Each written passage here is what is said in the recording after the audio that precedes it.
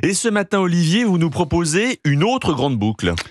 On a toujours aimé la présentation du Tour de France confie Alexandre Ross, le monsieur cyclisme de l'équipe ce matin. Et on aurait envie de lui répondre, nous aussi, mais pas pour les mêmes raisons. Parce que ça y est, on connaît le programme du 4 au 26 juillet prochain. Cette année encore de Stockholm à Séville, de Samarcande à Tegucigalpa. On n'aura Dieu que pour les forçats de la route. Vous découvrirez donc la carte du Tour 2026 à la une de l'équipe. Et si notre confrère se délecte à l'avance de la perspective d'arriver en altitude, s'inquiète d'une pogacharisation des esprits, on préfère pour notre part se laisser bercer par cette poésie, celle de la lecture de ces étapes acoquinant les sous-préfectures endormies et les chefs-lieux de cantons oubliés. Périgueux, Bergerac, Malmort, Ussel, Champagnole, Plateau de Solaison, c'est la France des Raymond, de Pardon et Poulidor, la fiancée de Baudelaire et de son invitation au voyage paraphrasé. Le Tour n'est qu'ordre et beauté, luxe, calme et volupté. Et en ce vendredi d'octobre où l'actualité n'est pas bien flamberge, permettez-moi de prendre le chemin non pas des écoliers, mais celui des sprinteurs, routards et autres porteurs d'eau. On passe à la première étape. Arrivé en altitude prévue, on ne sait pas quand, sommet du budget par le col des retraites, un Himalaya, prédisait Bayrou, le cornu va devoir être ferme du jarret. Comment nos coureurs parlementaires vont-ils terminer cette étape ?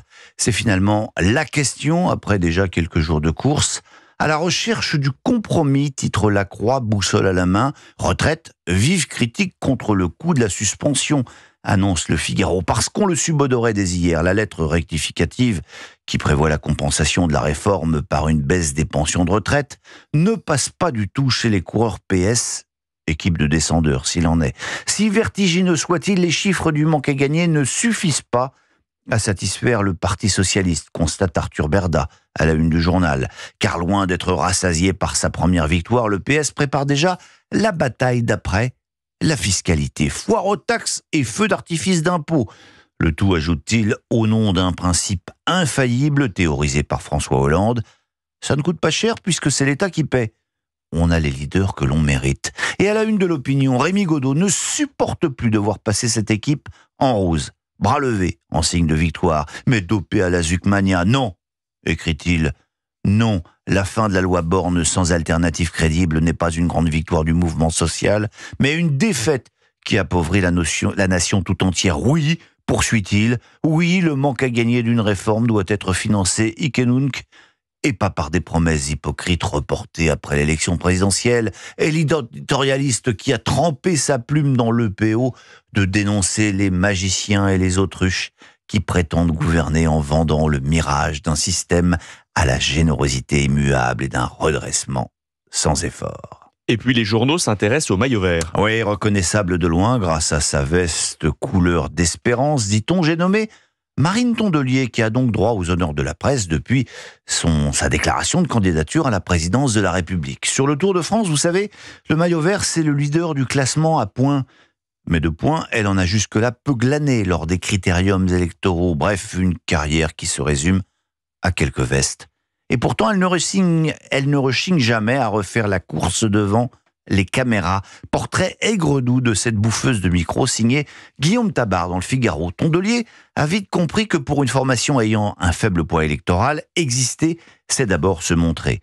Ses corélégionnaires de gauche ironisent d'ailleurs sur sa propension, lors des réunions partisanes, à sortir toujours à l'avant du peloton afin de s'assurer du premier micro tendu.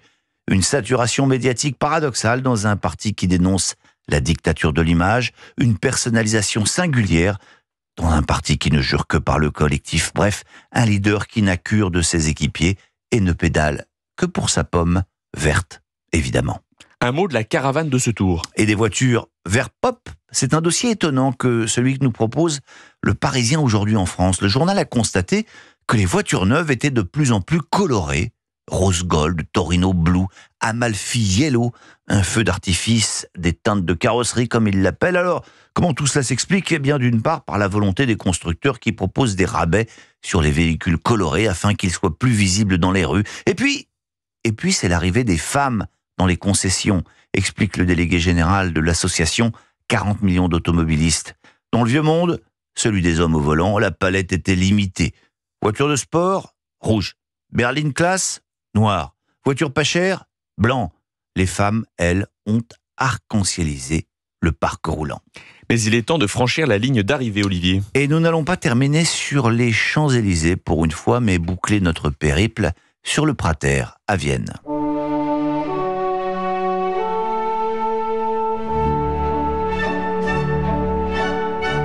Alors pourquoi vous faire écouter ce morceau que vous avez évidemment reconnu ? Eh bien parce que demain, la capitale autrichienne s'apprête à célébrer le 200e anniversaire de Johann Strauss, son roi de la valse, comme l'appelle Lacroix, qui consacre 2 pleines pages aux musiciens. Voilà, un peu de Strauss pour finir et un beau Danube bleu pour nous changer du maillot jaune.